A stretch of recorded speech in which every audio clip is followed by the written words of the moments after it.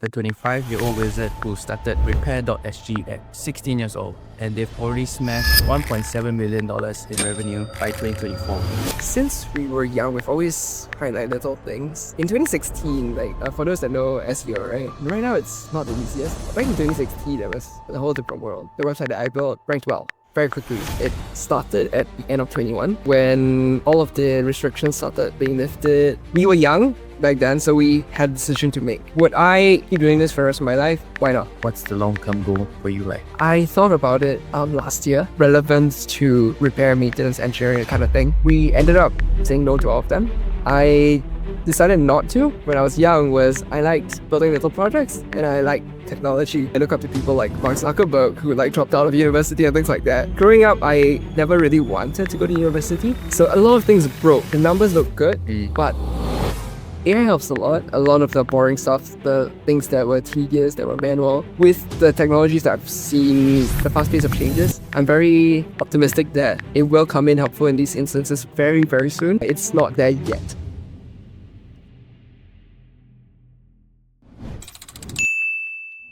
Ladies and gentlemen, bootstrappers grinding in the trenches, meet Zames, the 25-year-old wizard who started Repair.sg at 16 years old. With just $30 for a domain and a beat-up van, he was teaming up with his brother Amos, and they've already smashed $1.7 million in revenue by 2024, serving over 30,000 customers all around Singapore with honest plumbing, electrical, pest control, and handyman fixes.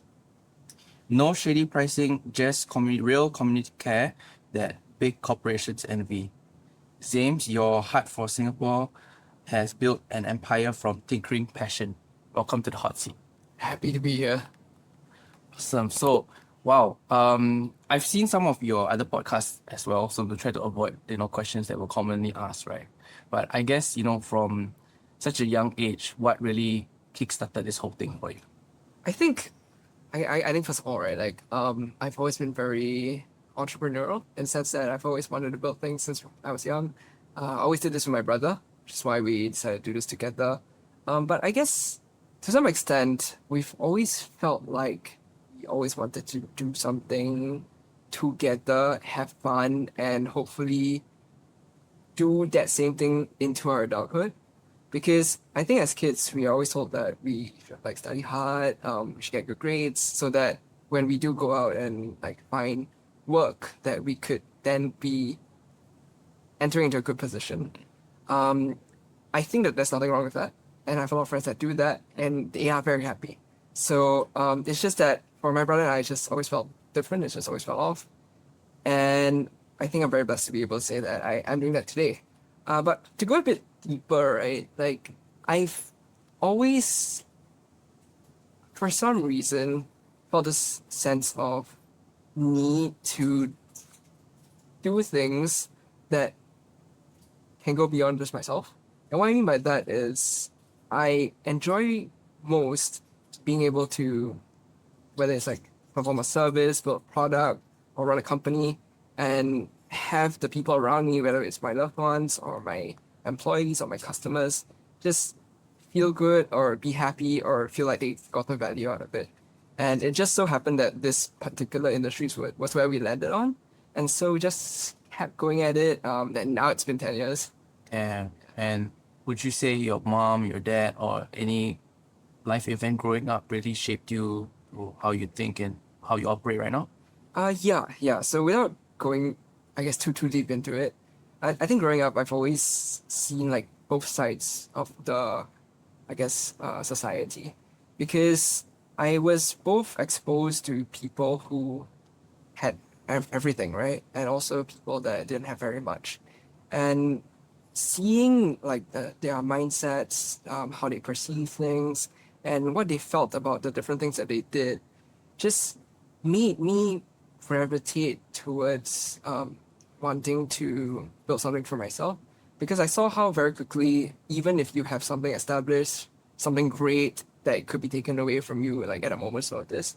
I think I was, fortunately, or I guess thankfully, unfortunately, but there's some silver lining in it, that it happened to a lot of people that were close to me, whether it's family member, even my own family, and that made me want to be able to say that in the future when I do something, if I do fail, I can point at myself and say I failed. This is what I've learned from this, and then I can start again instead of being like, well, I did my best, and yet still everything didn't work out because of some external event that I had no control over. And I mean, you did all of this while I suppose at 16 years old, that's when everyone else was focusing on O levels. Like, how did you get that crazy idea to start a business while Uh-huh. everyone else is focusing on exams? So since we were young, we've always tried like little things to like make some side like pocket money, my brother and I. And I started this particular business like repair.sg right after my O levels, before entering Polytechnic. And I didn't really like think very deeply into it or come up with like whole business plan. It was kind of something we just fell into for a number of reasons. So for the first reason, I've always enjoyed like fixing things with my hands, doing solving problems that like allow me to both think and also like feel around and like play with the thing, right? It was not exciting to me to just do everything from behind a computer screen or just like writing a document, things like that. So that's why something in the trades was attractive to my brother and I. But still, with that said, this was not planned to be a large business or something that we did like into our 20s, considering I was 16 and my brother's 14. But it just happened to be the thing that we started that brought us that feeling that we wanted, and also it did okay enough for us to confidently say, let's try to build something out of this, and only if this doesn't work, then let's try the more conventional route that was already available, and I think quite gratefully to a lot of Singaporeans as well, because in this whole journey I've also met a lot of people, like whether they are like from across the border or like just in Southeast Asia, because there are a lot of people in my industry that are not from Singapore. So hearing their stories and their life journey has made me realize that I guess to some extent things are not the easiest, but also we have a lot of, I guess, blessings that allow us to kind of fall flat but still restart without it being like, I don't know the right term for this, but like to them it may feel like the difference between life and death. Yeah. Wow, that's deep. How did mom and dad take it though when you first started it? Yeah, so my parents definitely saw this as just another project my brother and I is doing. So we've always, since we were young, said like we're gonna build the next whatever, right? And so this was just another whatever that Brushed off. we were just doing. So not that's not to say I think my mother is a very supportive person. So when I was young and I would say things like I'm gonna I don't know build some empire, she's gonna say, oh yeah, I'm sure you're gonna do it. So like she was supportive in that sense. I'm not sure that she ever really thought too deeply into it, but I like to think that in the early stages, because they saw this as two brothers having fun, they supported it to the extent. And when you first started it, did you had any idea that it was gonna be the empire that you're building today, or was it just like what your mom said, just one of your many projects that you were gonna be working on? Okay, I wouldn't call it an empire. First of all, I hope someday I can say that, but definitely no. So once again, it was just something we kind of fell into. I am definitely very fortunate to have, I guess, landed on this, because this is still one of many things that we've tried, and the fact that it has worked out was really the only reason that we kept at it, other than just some baseline foundational love for the general space that it's in. Yeah, Yeah. repair.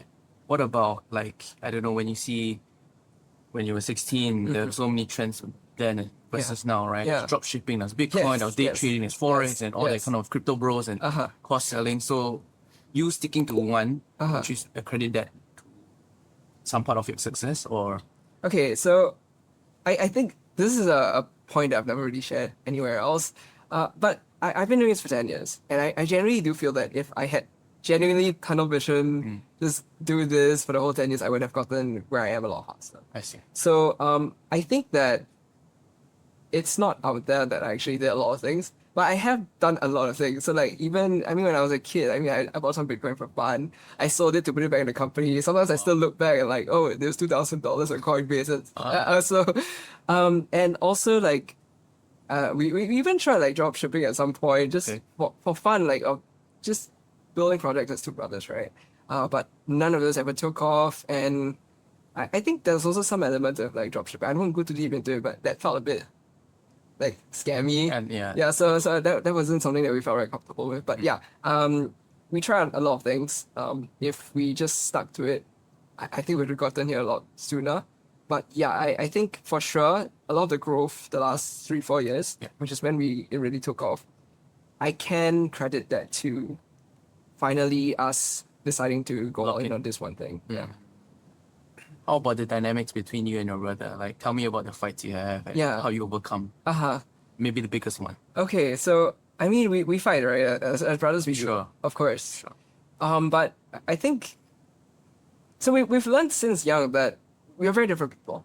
My brother and I, if you put us beside each other, I mean some people say we are similar, but others would be like, you guys are opposites. And I see it as a very good thing.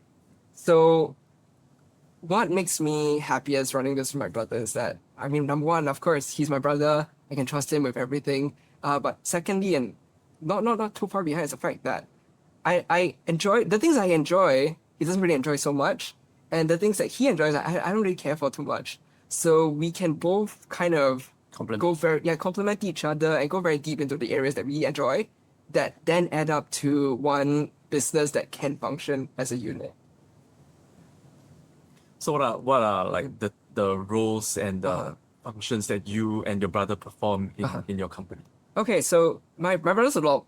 I would say he's more operational, in the sense that if I don't know if we had a bunch of issues, a bunch of customers bombarding us, things like that, like he would be the person that is able to really sit down and like pound through it all, right? For me, I think I like to look a bit more big picture. Systems. Systems, processes, like marketing, advertising, that kind of stuff, which requires more thinking and less Doing. putting myself into a position where it's like could make me feel very anxious or have a lot of anxiety. But on the flip side, my brother's everything that I'm not, so it is great. You guys complement each other really, really well. We do. And I guess in that sense, then, you mentioned about how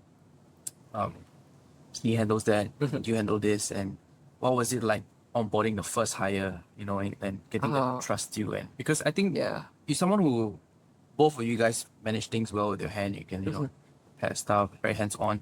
But it seems that way even with people. Would you say it? Or did it take you a while to get there? Because I've seen this video about Yes. you, helping this guy and his whole family, setting his life here in Singapore, and you really changed him and changed his life here and just gave him a bit of, financial stability as well, which is awesome. Like, it's Thank what you. we love to see, Yeah. I actually was very inspired by a friend of mine that his name is Hermes. He does aircon. He's a guy from Albania. Right. He moved to Is Singapore. it the SG Lion? Yes, Lion City Aircon, yes. yeah. So he actually inspired me to do a lot of these things.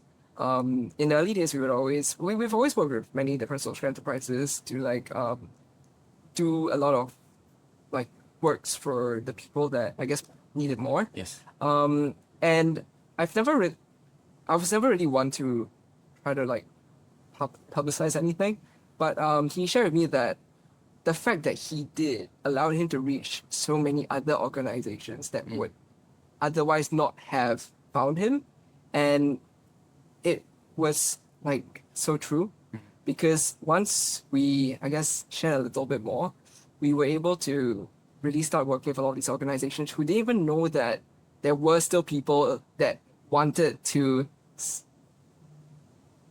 offer the services that we do genuinely, because we are in an industry where the average age is in the 50s, most of them are retiring, and a lot of the people that come into the space are seeing it as a stepping stone to something greater, rather than wanting to really get down and dirty and do the work itself. So that has been great. What about like the pay structures of such, more laborious jobs in Singapore? Do you think like it's fair? For example, I think the average wage for a Bangladeshi worker is like 1,000, for a lot of construction companies and things like that.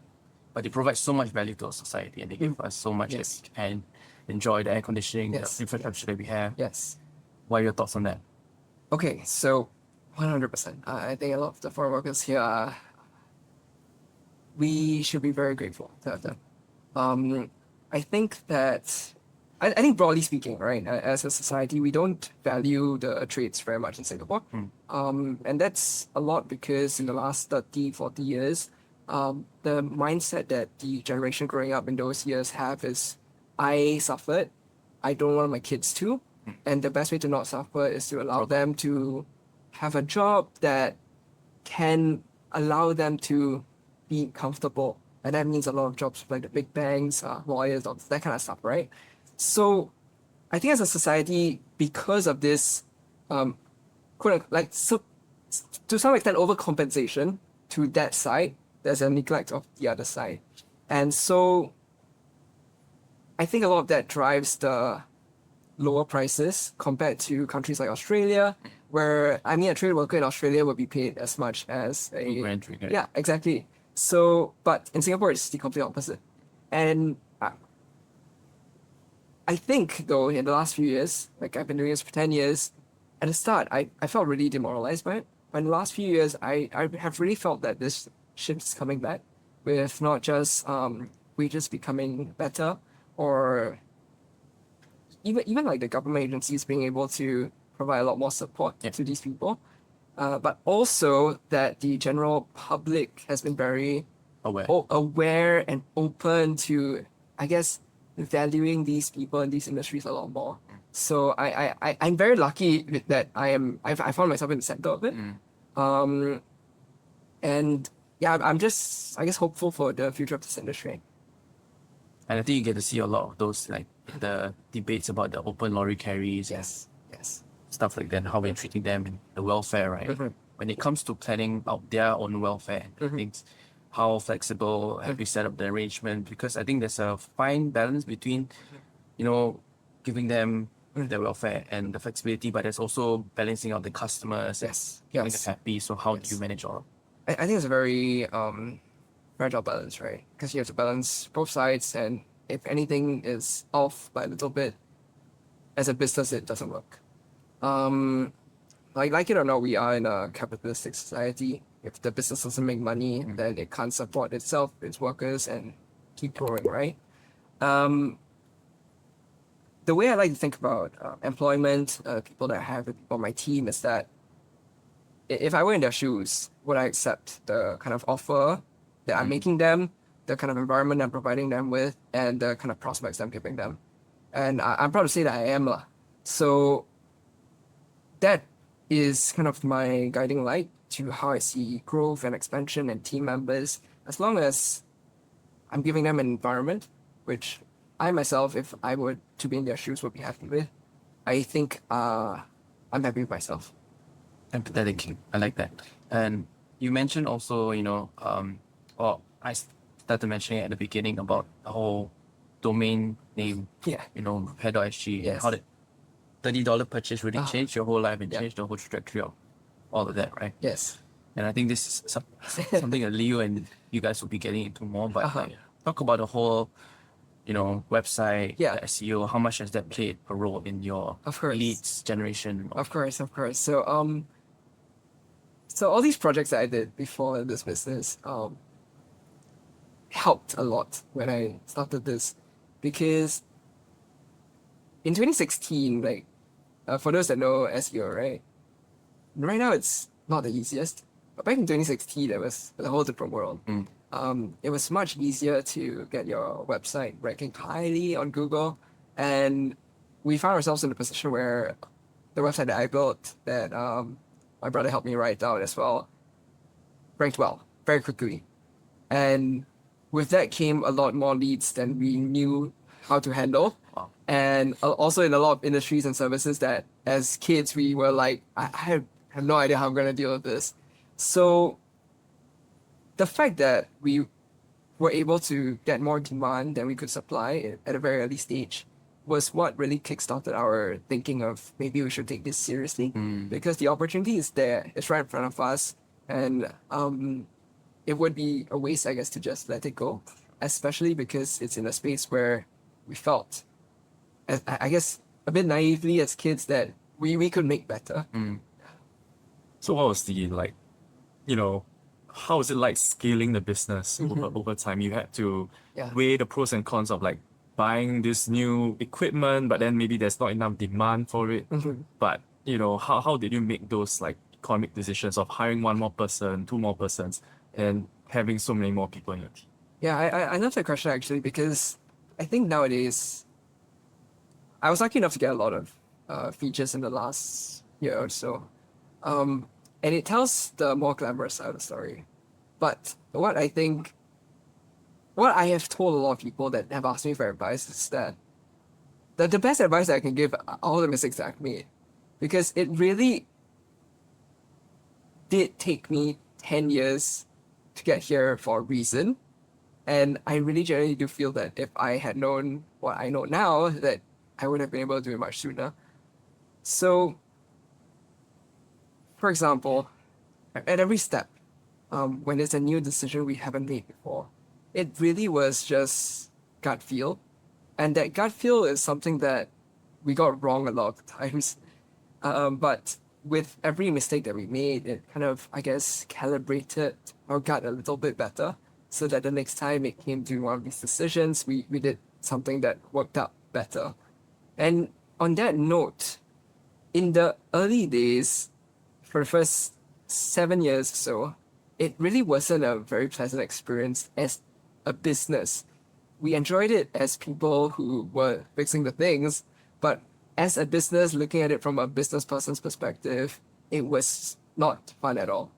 And it really took a lot of learning over many years, and just so much trial and error to finally get to a point where we feel like now at least things are comfortable and would allow us to really look at it as a business rather than just a glorified hobby. At which point did it shift from being you guys being the sole operators and a glorified hobby, and then you started thinking of it like a real actual business owner? This is definitely a bit of an oversimplification, but broadly speaking, it started at the end of 2021 to be specific, not when I was 21, when all of the restrictions started being lifted. That was when we realized that the years before that were awful. That 1 year after all the lockdowns were even worse. We were young back then, so we had a decision to make. On one hand, we could stop doing this since it was so painful and complete our degree that we told our parents we would if we stopped doing this, and perhaps find a nice job in an industry we would still enjoy. Or we could stop being just bad operators and try to figure out what it is that we were doing wrong and try to fix that over the next 2-3 years. And I'm very happy that I chose the latter. So you're saying that you didn't finish your degree, or No, I didn't go for university. for- Neither did my brother. or that was that like a big leap of faith that you had to take at that point of time, you know? No, because You were rolling in the cash. It was I already- wish. that? I wish. What's the point of a degree? I right? wish. Yeah. I wish. Doesn't require that. No, but on a more serious note, I think when my kids were very impressionable, right? The things that I enjoyed when I was young was I liked building little projects, and I liked technology. And as a result of liking technology, then I look up to people like Mark Zuckerberg, who like dropped out of university and things like that. Then as a kid, I'm like, oh well, so if he dropped out, then maybe I don't need a degree. So like growing up, I never really wanted to go to university. Now as an older adult, I, looking back, think that was a stupid way to think about it. I do see merit in not pursuing a degree, and I am happy that I didn't. But to be younger me just completely writing it off, I think that's a bit of a it's careless lah. Yeah. But that also means that you burned your boats, you know? Yes. You burned your backup plans. Uh-huh. You're basically that was the point where Had you to- guys just Yes. went full in to this. Yes, yes. Though on that point, I think someone told me this once, and that is that I forgot who this was, but it was a person that when my brother and I was making this decision on which path to take, right, university or to double down on this, they told us that, well, you will only be the age that you are with all the responsibilities that you will inevitably have once. Mm. But the only things, and on the other hand, the only thing stopping you from being 30 in university is your own pride. True. So it's not to say that I gave that choice up completely, because as long as I was willing to put down my ego, Learn. be an older person in university, and really, like, as you say, just learn, that option was still available. Is there something on the cusp for you still? Mm-hmm. I feel a Degree. bit that, yeah. Um, One day? No. I don't have any plans. Right. I don't have any plans, but I wouldn't write it off completely.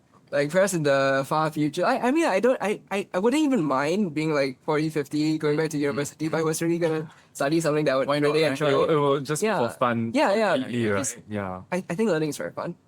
I think great thing about building a business is that you it learn is. so much, So- right? So much. Every single thing that you do, every single decision in every single category, whether it's like accounting, finance, marketing, Yeah. advertising, everything's a learning process. journey. And Yeah. it's that I think I continue to chase, that I continue to enjoy, that I find fulfillment in.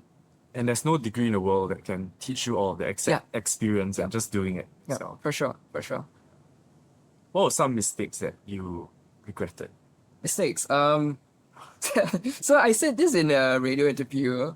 I don't know how long ago, 6 months to 8 months ago, and the response that I got was, "Oh, so you mean just that?" And it made me realize that perhaps I should have Thought five. clever. Yeah, like I should maybe like found a mentor or like find someone that knew what they were doing. Right. Because the thing that I didn't do for the longest time that I should have been doing is simply delegating. Like, I wanted to do everything myself because I felt like I could do it better than the people around me. But of course, as the owner operator with all of the benefits in your favor, you're gonna do it better than the person you hire. And it's unfair to expect someone that is working for you Yep. with only a small portion of the potential gain True. to care about your problem as much as you care about it. So it took me a long time to realize that the way to have things done in your company, the way you want it done, is to build systems and then delegate them, then enforce them. So that was the biggest mistake by far. Sounds very simple, but I guess to anyone out there that may be going through this thing, it's a very big thing. Yeah. So yeah, delegating was a very big thing. Did you have any guidance, any mentorship? You know, did you go for classes? Did you pay for, to upgrade your skills and things like that? Like, So there are two answers to this. So on a professional level, from the perspective of like the services that we offer, I went to a lot of classes. So all the Certifications and all. certifications, licenses, like I probably went to every single poly, every single ITE, Wow. and just to take the different certifications that would be necessary to really make sure that we were proficient enough to serve our customers to the level that we wish to. But on the other hand, no, from a business perspective, I didn't really like take any courses or like learn from a mentor or anything until very late in. So what I mean by that is in the last 1-2 years, I've met a lot of great people. Like I meet both of you as well, right? So I met you a few months ago, together with a lot of amazing people that I'm sure you would agree. And I've learned so much meeting these people that I wouldn't have if I didn't come off my shell. Because as a kid, my brother can attest to this. And everyone that I know, I'm super introverted. Same. I'm very shy. I would like get panic attacks, like even talking in a new crowd. Right. In my first week of polytechnic, I hid myself in the toilet cubicle, just to avoid having to talk to people. God. So for me to realize that was something that I need to get out of in order to really make the progress I want in life was hard, because I only had myself to tell myself that I need to get out of it. And I'm glad I did that. Whether you need to. I'm Right. Amazing story. What about your brother then? Does he, like how closely do you work with him? Or do you guys still stay together? Or like what's the situation like, We don't live together. We do see each other every day. I see him probably more than my girlfriend, Right. because we work 6 days a week, which I hope to cut under 5 in the not too distant future. So I see him a lot. I work with him a lot.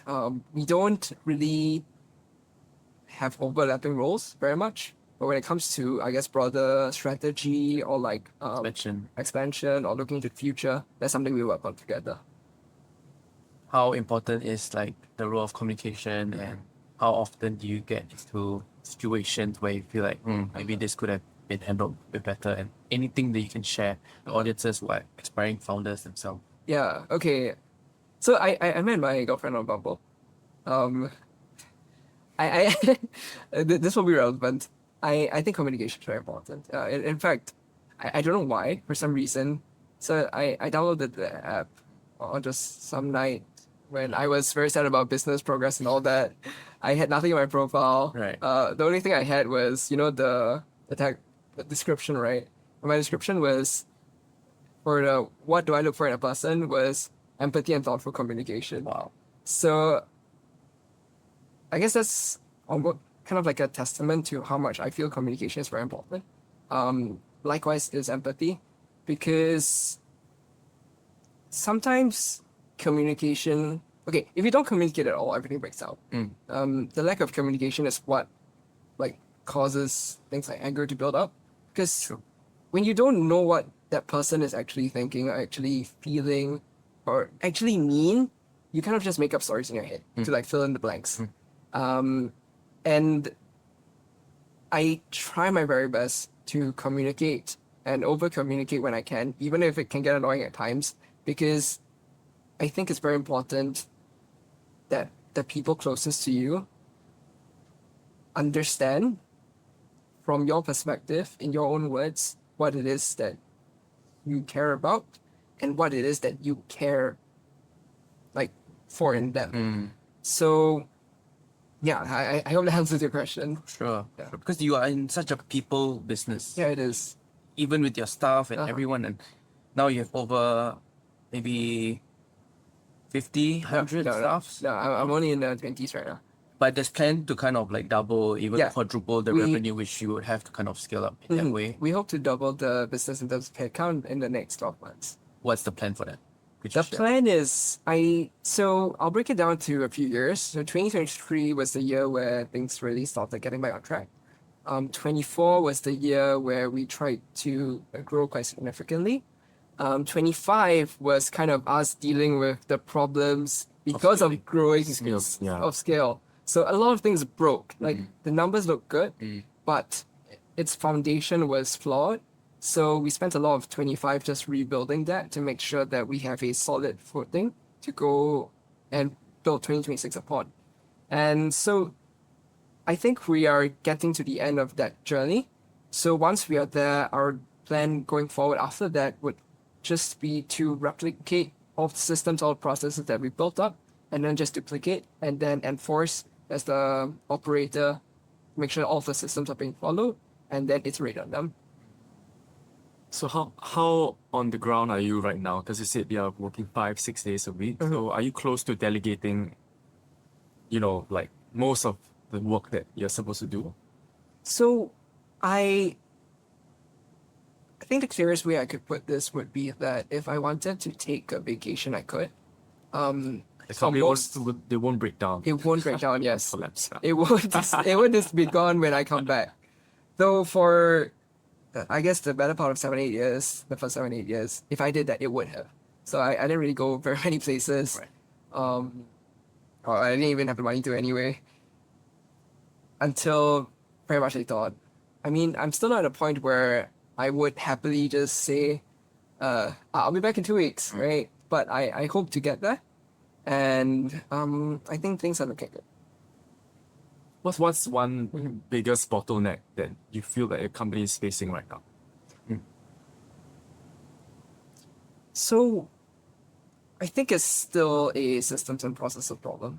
Why I say that is, I didn't realize this, but I found the industry that I found myself in is a very, very nuanced industry. What I mean by that is our services, yeah, I mean, you've described them earlier, many categories. And then within those categories, there's subcategories, there's subcategories, subcategories. So as something as simple as a light, right? If a customer comes to us and say, "Hi, my light is broken," that could be like what, 50 many different models? lights, Yeah. 100 different reasons, and Oh. then individual ways to communicate each one of them. So as much as I try my best to put everything into a process, into a system, it's still a very nuanced space that I'm in. So every single day I'm finding things which I didn't anticipate, that I Yeah. didn't account for, and then I'm still actively working on getting something done for those. So the best case scenario is that the customer tells you exactly every single part that you're looking out for, and Yeah. you give him the exact solution. Yes, right. that would be ideal. Yeah. But I think it's not something that we can work for, like look towards Ex- for, because we are the professionals, right? We are the ones that's supposed to be coming in to solve your problem. So if you are also solving your own problem for yourself, then like what's the point of us? Might as well just ask ChatGPT for Yeah. kind of- Yeah. How much do you use AI to kind of assist your operations right now? AI helps a lot.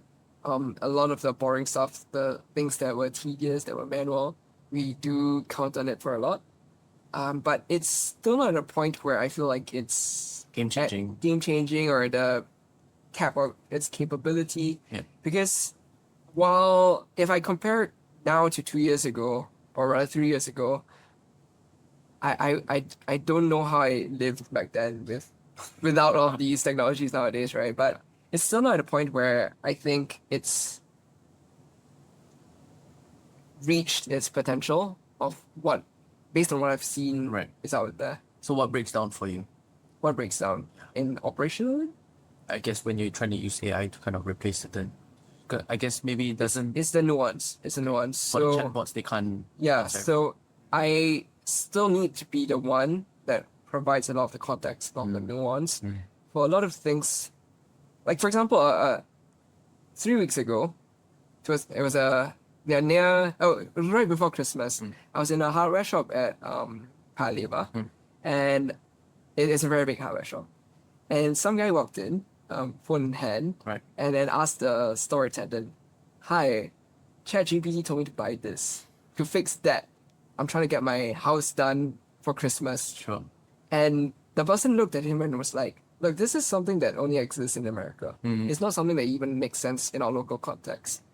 And he just said that, insisting that ChatGPT was right, Oh, because sure. I mean, it's pretty smart. Yeah. And that this guy was wrong because Well, it's AI, right? yeah, it's AI. So I think in a lot of those areas it still falls apart. And with the technologies that I've seen like upcoming, and even with the fast pace of changes, I'm very optimistic that it will come in helpful in these instances very, very soon. It's not there yet. Fair enough. And when you're thinking of scaling and expanding that, mentioning like doubling the headcount and things like that, right? Are you also thinking of expanding the services to, or are you more so just to cater to the current demand that's increasing? I spent 23 and 24 adding way too many services. Right.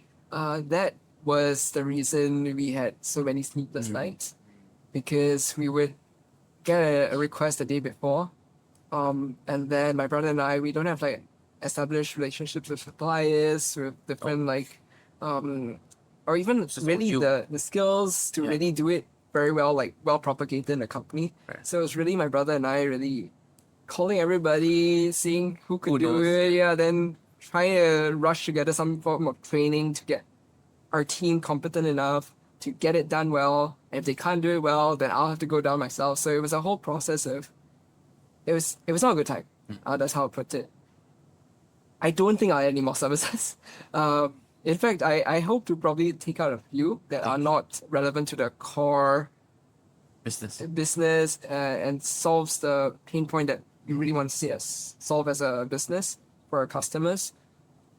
At least for the next few years now. Right. So once what we have minus what we are going to take out is all good, serving well, running well. Perhaps I'll look at it again, but not at this time. So to scale further, would it be investing more into ads, for example, or SEO, or how would you? I mean, the demand is, let's just say, constant, but you're gonna be getting a bigger pie of the demand. How are you gonna fight against competitors?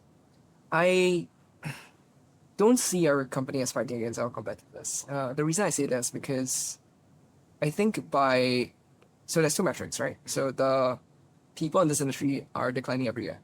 The number of people in Singapore is increasing. The number of houses are increasing. So we are in a situation that is unique compared to a lot of fast-moving startups, which is that there's actually less people trying to fight for the pie than Right. the rate at which the pie is growing. Mm. So a lot of the people that others would consider competitors in their industry are, to me, friends. Yep. Because I'm in an industry where if I serve the customer well, they will come back to me, hopefully for life, or at least for as long as I can take care of them and provide value to them. And the way to do this would be to constantly provide good value to them with the services that we do. And the way to get there is to be knowledgeable about all the things I have to be knowledgeable about. And like it or not, the best way to get this is from other people. And since I, as one entity, is not able to take on millions of households, the best way to approach this is for everyone, to just refer each other. If I can't do it, here are my friends. They can do it. And if I can't do something, I call my friends. If my friends can't do something, they'll call me up. So it's a very positive industry nowadays. In the last 2-3 years, I bring that 2-3 years thing up a lot because COVID really Shaped. it was not a good time, and it forced a lot of people into deciding that they want to retire. So a lot of the people that were, I guess, not the most optimistic or positive, a lot of them left. A lot of the people that were still in the industry are younger and more willing to share and not of the scarcity mindset. So They're more abundant now, right? Yeah. Like Jam with Joshua, he has a great community. He's Exactly. always sharing stuff. exactly, like Collaborating. if someone came up to me and did what I did, my first thought wouldn't be, oh, a competitor. It would be, damn, another friend to learn from, to grow with. How can I help him? How can Exactly. he help me? Exactly. So it's I don't worry about competition too much. I like that mindset a lot. You mentioned your metrics guy and talk about like the giving them long-term values that they keep coming back, right? Do you keep track of like other metrics like how much it costs per customer acquisition, what the lifetime value of a customer is? Because this industry is something I'm totally foreign to. So we do track some of these different metrics. My biggest regret, though, is not tracking them Enough. early enough. Right. So I have no data from the first for the bulk of the entire 10 years. I don't have any data. And until the government made it such that we shouldn't be shaking hands, the invoices were still on paper. And when I finally did take out those stacks of invoices to put those digitalize them, put the information in the CRM, a lot of them had faded by then. Right. So I regret not tracking things earlier. Data is very important. Finance was a big thing that we overlooked. I failed my accounting module in Polytechnic. It was the only thing I ever failed. I regret not studying hard enough for that because that led to me feeling like I could neglect it. And neglecting it led to me not knowing my numbers well enough to really operate this business in the way that it deserved. So as a rough gauge, what would those numbers kind of look like? Like if you could give us a range, lifetime value, customer acquisition. It's going to be different for every business. Of course. So, margins. our average ticket size is between 150 to 200. Our net margins are very quite low. So I think it surprises a lot of people whenever they ask me. It hovers around 10%, Right. 10 to 12%. The gross margin is about 25-30%, and it's a very nuanced business. in the sense that with every single service, it's different because I can't just see it as this light bulb costs $5. Yeah. I'll charge 50. I'll make 45, because then there's the labor, there's the transport, there's the fuel, there's how much, how far was the distance, how much does this person make, how was the wage, did I have to go to a supplier to buy the part? So there's a lot of things within it that made this whole thing something that, as a person who wasn't too keen on learning accounting, I just avoided it. Yeah. So, yeah, but those are some of the numbers. So most of the cost is probably not the light bulb. It's not. Everything else. So that's the thing. If there's something I would like people to take away from this, from our services standpoint, is that, for example, when someone comes to your house to, let's say he's a plumber, he clears a choke, right? He charges you $100. He didn't make $100. Like, think about it this way: he made 2 trips. He has to pay for his vehicle. He had to learn that over many years. He had equipment that probably cost thousands of dollars. And then you account for all of that, then what's really left? It's not that much. True. And a good way to think about it is that, so transport is a big part. So transport and the labor associated with the transport. So if you think about it as, if I took a Grab to your house and then back from your house to my house, that would already be, let's say, $40 to $80, depending on the price, search pricing, right? So if he charged you $100, he was left with 20. So it's not a industry where everyone's rolling in money. The top line number might look good, but the bottom line is what really matters. So in terms of growth, are you guys currently focusing only on Singapore market, or are there plans and ideas to maybe go repair.my, repair.vietnam, repair.th? Because I'm sure like Yeah. came across in my I've seen Helpling, right? Yes, And then I'm yes. like thinking, are you like maybe the repair version of Helpling? Okay, so Helpling and other companies are platforms. They are more tech companies than actually the service providers. I'm friends with a lot of them. So I just WhatsApp the head of operations for Helpling right before when I was in the car park actually. So they're great people, good friends. We, in fact, our services were white labeled for a point for one of the platforms that closed down already. They told me that they would rather I not share it, so I won't, but I don't think it's too hard to guess actually. So it's a very different business model. I think that publicly, not a lot of these brands in the space that I'm in is very well known, but brands like Helpling, they're great friends. They have a similar, I guess, mission to really provide value, and yeah, I think they're great for that. How about overseas expansion? Oh, overseas, yes. Okay.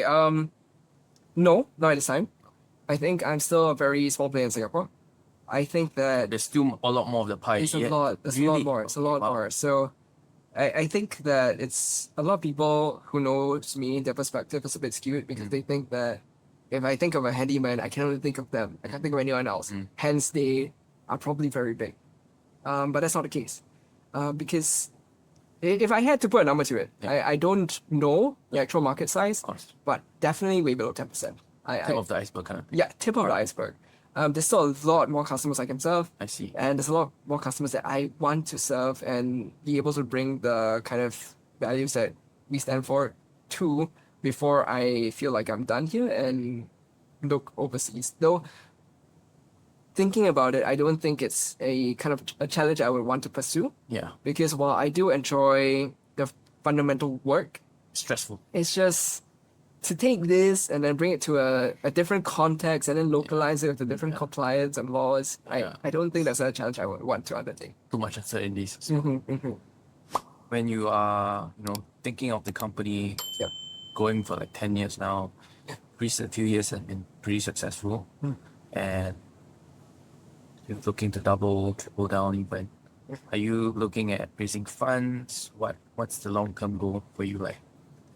I thought about it last year because after a few of our more prominent articles, we were reached out by a Investors. variety of people, so like angels, even some accelerators, no VCs, but a lot of private companies, and even one public company that was interested in acquiring us Right. to, I guess, run a new, like, to be absorbed into one of the divisions that are relevant to repair, maintenance, engineering, that kind of thing. We thought about it. We ended up saying no to all of them because Craziest offer. it's multi-seven figures. Multi-seven. Wow. Yeah. But it was in equity. Oh, So wow. that you largest feel one like- was in stock. Right. Right. But I decided not to. Okay. And also we couldn't sell it for a number of years. So it was, Right. and we're kind of betting on the future of the company as well. Yes. We decided not fair, to do I it. guess. Yeah, it's fair, 100%. I think that at that point, specifically based on our numbers back, at that point where we made that offer, it really made us sit back and really think about it. Sure. Because the person that came to us he's a very ambitious guy. Okay. Very experienced, Also in the industry, or kind of? in a parallel industry. Okay. So I think it's somebody that if I name, like, a lot of people on LinkedIn would know. Right. But I decided against it Mm. in the end because Values? the or- values were misaligned a little bit. Okay. And I've come this far, like, enjoying the process, building this with my brother. Mm. I don't want to suddenly switch it up and just be Commercialize. like, to put it simply, okay, I put it in one sentence. I don't really want to have a boss. Yeah. Yeah. Sure. Especially when it is for something that I built with my brother for 10 years. Yeah. Fair enough. That is crazy. I don't think a lot of people would have Yeah. been able to just turn down Yeah. multi-seven figures like that. Yeah. But it's a respect. And in that sense, then what's the exit strategy for you? What's the plan with Repair.sg? Do you want to hold on to it forever? Are you looking to sell it one day? I do not have an exit plan. Okay. That's not to say that I'll never ever sell it. Perhaps in the future, if I really felt like I have taken this to Maximum. the max that I can, and I'm not really very excited about it, and there's some asset value there that someone made me a good offer, why not, right? Yeah. I think that almost everything has a price. I'm not gonna sit here and say that you can't give me $1 billion for it. I'll definitely say yes to that. But whether it's worth that much or enough to someone at some point, I don't know. But to answer a different question that is really relevant is, would I keep doing this for the rest of my life? I'd be happy to. Why not? I'm just a little bit curious. Like, at which point in the relationship with your girlfriend did she start knowing that you were actually doing this? Oh, she knew from the very beginning. Oh, so you had it on your bio. Yeah, no, Zames at Repair. Founder. no, I didn't put a company in the bio, but she knew. It was at a point where the business was awful. But how did she know? She Googled you or something? Oh, no. So I was not a Googleable person at that point. She knew because, I told her. And it was before anything really took off. So I think that it would have actually been a red Turn flag off. or a turn off or like a negative trait that I had at the point that she met me. But she saw what I guess she believed in what I wanted to do, and was very, very kind enough to support it until something finally worked. They say like your partner really shapes, your future helps outcomes and me your a lot. success. She helps me a lot. You have to be so understanding with you, and how has she like played a role in your whole, day-to-day business, your life? Because happy wife, happy life. Yes. Yeah. Yeah, of course. She's a very different person from me. So she's opposite in the sense that she's the academic, NUS, does well in school, good grades, listens to her teachers. But she has played a big role in everything I've done. I think that she was the person that really gave me the confidence to really come out of my shell and to really try to really be more than just that shy guy that didn't want to do anything, that just hid behind the screen and just built a business, or at least try to, right? So before I met her, I feel like I was in a state where if you ask me, had I not met her, would I be here today? I think that I wouldn't be, because I don't think I would have gotten the confidence to really go out there and I just tell the world that it's hi, I'm me, I'm building this. It'd be cool if you guys could support it. These are my values. If it aligns, I appreciate your support. That's so genuine. Very like that. And just moving on from all the business questions and topics, unless you wants to interject with anything, what about like you as a person and growing up with such values? Like what really shaped that? Did you read Karl Marx? Did you like, are you into philosophy? Uh-huh. You seem very grounded as a guy as well. I don't sense any like toxic masculinity, ego that, exudes from your pores or anything like that. Like what gave you this kind of outlook on life? I think without coming here to overshare, I think that I've learned a lot. That would make for good content. But yeah, I mean, I wasn't a big reader.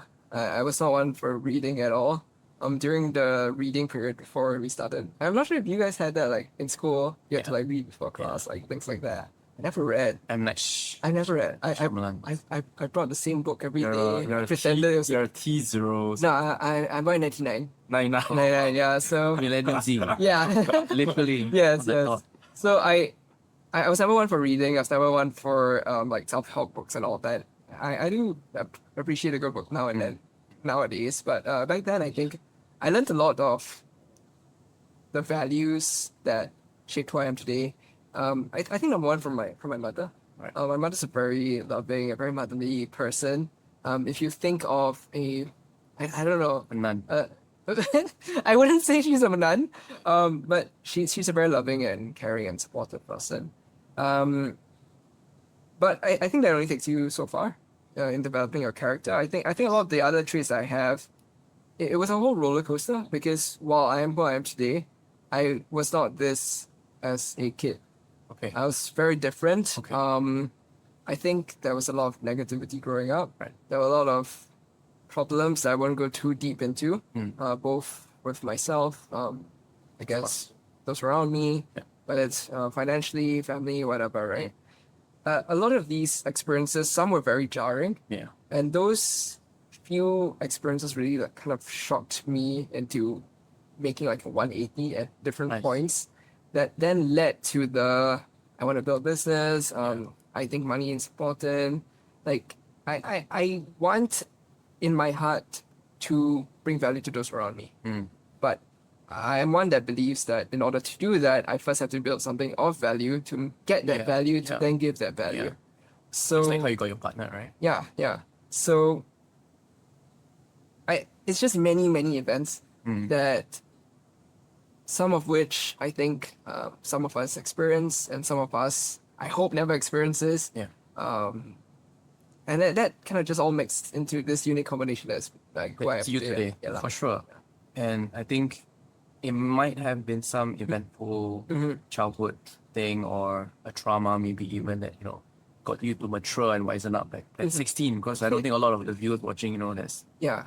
wanting to start their own thing or are already doing that, have kind of lived that experience before. But it's crazy to hear how, that has really given you that vision and outlook on your whole life and how you carry yourself. In terms of, I guess, faith and religion, does that play a big part in your life as well?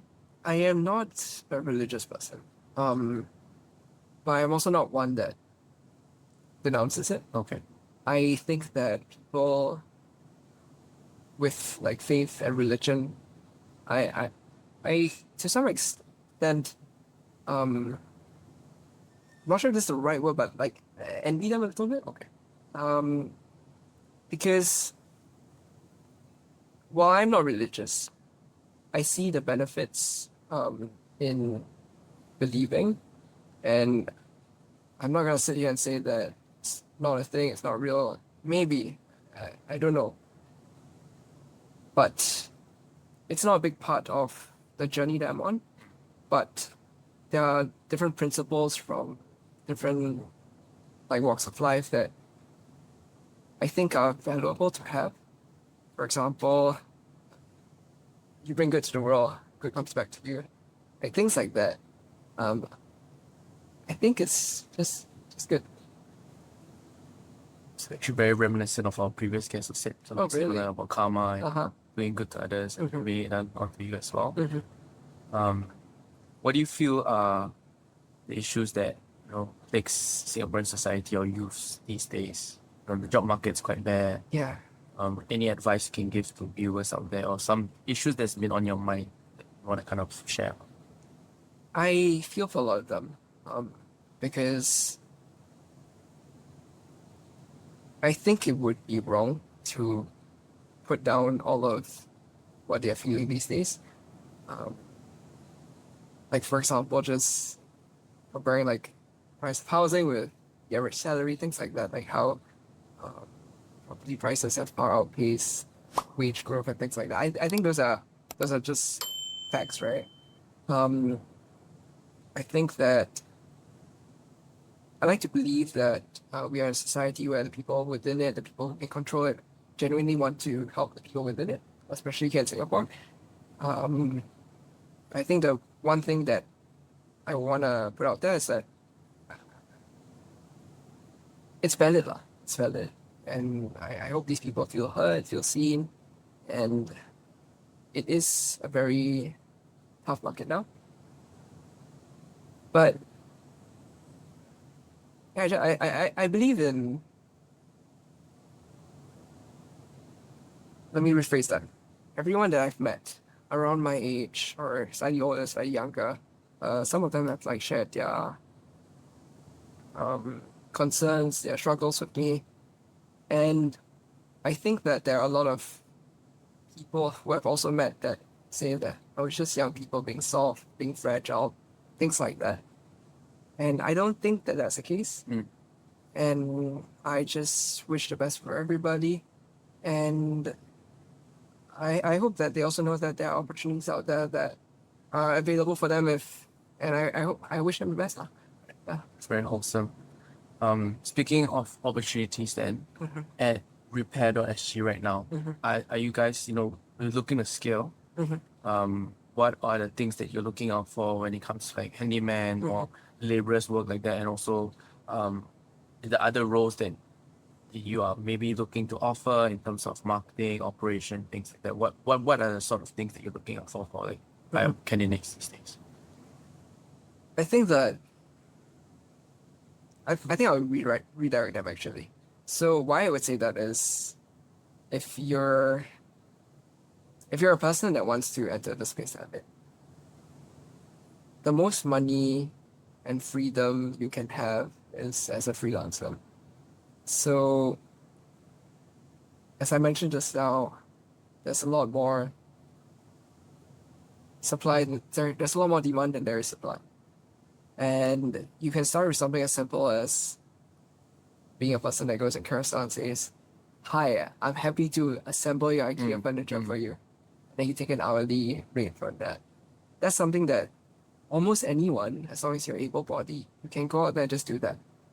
So the fun and the enjoyment and fulfillment from being in the industry I'm in comes from the fact that I was able to get my hands dirty and do that myself. And if this is a career path that you want to take, I think it would be best you start there. On the other hand, to answer your question also, we are definitely always hiring. It is. How would they stand out for you? How would it stand out? Okay, let me think about this actually. I think a person. I don't think I have very high standards. I think that the people that I have are great. But I think to stand out is not too hard because it's not an industry that's overcrowded. But the baseline requirement for someone that I do bring onto the company is someone with the right attitude.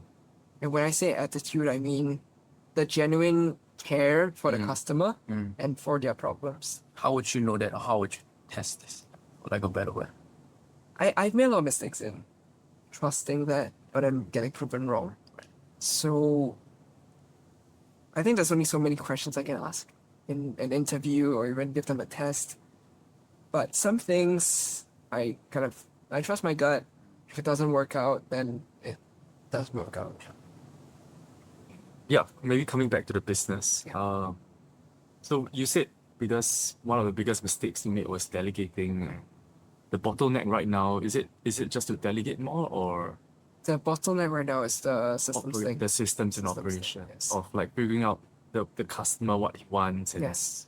finding the So best solution. we went a bit too much on the scale and the more services and more things. Then that probably And- got too messy, right? Exactly. So it's the figuring that out right now, and that is something that it's a problem which requires a human to sit there and really go through it with iteration day after day, see how things are the previous day, and work on them the next. So that's the bottleneck right now, and it's not really something. It is something that's stopping us from growing a lot faster, but it's not something that I want to rush. Yeah. Because at the end of this, it's customers trust us with their problems, and I don't want to rush something out for someone and then mess it up for them because of that. And I think once you're able to like systemize everything and maybe even remove yourself of the operations, then maybe that's a company that would be worth like way more. But I Definitely. suppose you're not Definitely. looking to sell you, but you love being on the ground, right? Yeah, so if I were to look at, so back to your question about when I add more services, right? I don't want to add any more now, but there's a lot more of the pie that exists outside of the pie that I'm looking at that can be served with the people and the skill sets that I have. So if I were ever to find myself at a point where most of it can be hands off, I would probably just want to go back to chasing Yeah. something bigger within the space that I'm in. The last question for me is, what is your outlet? You know, when you're stressed out, what's something that you really look forward to? I mean, hang out with my loved ones, of course. Yeah. I also have a golden retriever. Yeah. So like, no matter how my day was, she'll like run up to me and be like all jumpy and like lick my face. So yeah, it's always back to family, loved ones, and community, right? I'm not one to feel that money is everything. At the same time, I'm not gonna denounce people that want a lot of money, because I get it. And if I can become successful and wealthy and take care of the people around me, I would love the opportunity to. But in my worst times, the thing that always comes through for me is the people around me. Yeah. So it's always that. Shout out family and girlfriend. Yeah. Golden yeah. retriever Yeah. It's such a heartfelt message. and you know. Bumble. Sponsor this podcast. That was a great answer, very heartfelt, you know, and really enjoyed the conversation we had. Wish you Likewise. all the success, you know, next few years, and really excited to see how this pans out for you. Definitely gonna have you back on to talk about it once again. And for audiences out there, hope you found that really insightful. Yeah. You know, from someone who started at the age of 16, where he is right now, super impressive stuff. If you're looking for repairs, services, do check out repair.sg, and thank you so much. Of course, thank you. You.